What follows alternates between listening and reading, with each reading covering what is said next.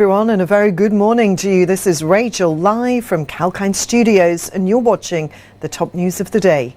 Australia is trying to gather more COVID-19 vaccines after fresh outbreaks across some states.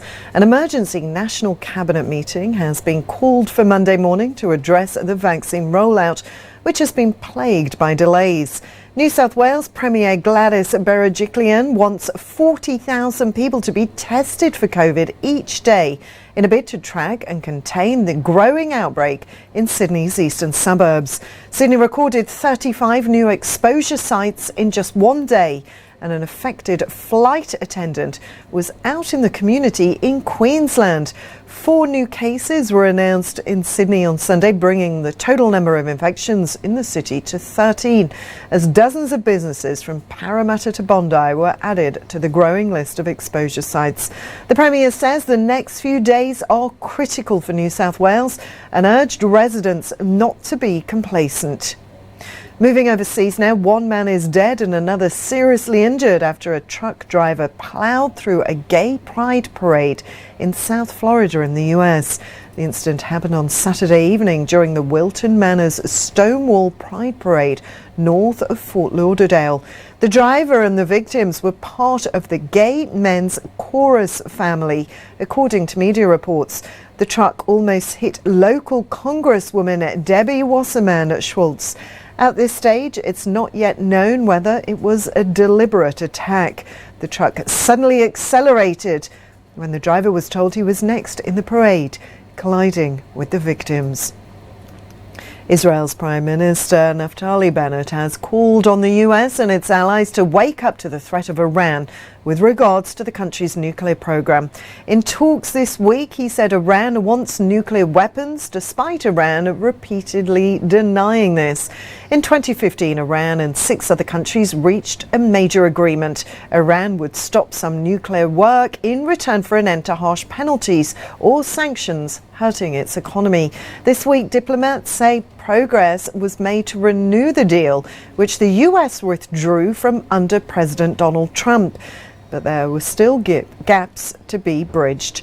Israel opposes the agreement. Iran elected hardliner Ibrahim Raisi, the country's top judge, was elected as a new president on Friday. The president-elect, who will be inaugurated in August, is under US sanctions and has been linked to past executions of political prisoners. Negotiators from the 6 signatory countries, that's the US, UK, France, China, Russia and Germany, and Iran, have been holding talks since April to revive the deal. Iran, however, has been violating the deal since the US unilaterally left it. A tropical depression storm in Alabama in the US has killed 10 people, causing flash flooding and tornadoes. 10, including 9 children, were killed on Saturday in a multi-vehicle crash.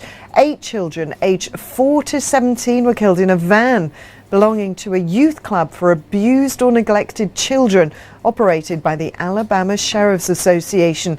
The crash involved 15 vehicles. 2 people died in a separate vehicle, a 29-year-old man and his 9-month-old daughter, both from Tennessee. There is currently an urgent nationwide recall after a spate of serious faults in a number of vehicle models in Australia that may cause injury or death. Product Safety Australia issued a series of recalls on thousands of vehicles on Sunday, which include popular models including Suzuki, Volvo, Kia and Jeep Cherokees. More than 11,000 Jeep Grand Cherokees and over 7,000 Toyota CHR SUVs were added to the list on Sunday night. Owners of Toyota CHR, that's NGX10, and the NGX50 SUV with model years 2019 and 2021 need to be aware of a faulty fuel pump defect, which could spark a fuel leak in the engine compartment and may result in an engine bay fire. Around 11,632 Jeep Grand Cherokees with the model years 2014 and 2015 due to a potentially faulty crankshaft position centre. Earlier in the day, Suzuki issued an alert for more than 4,000 Jimny A6G 415 vehicles manufactured in 2019 and 2020 due to door harness wires which could be damaged or cut by the repeated motion of opening or closing the doors.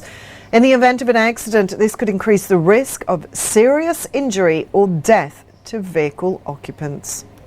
That's all from me for now. Stay tuned for more live updates on Kalkine TV across the economy, markets and sectors. We'll be back in a short while with our next live show, The Opening Bell.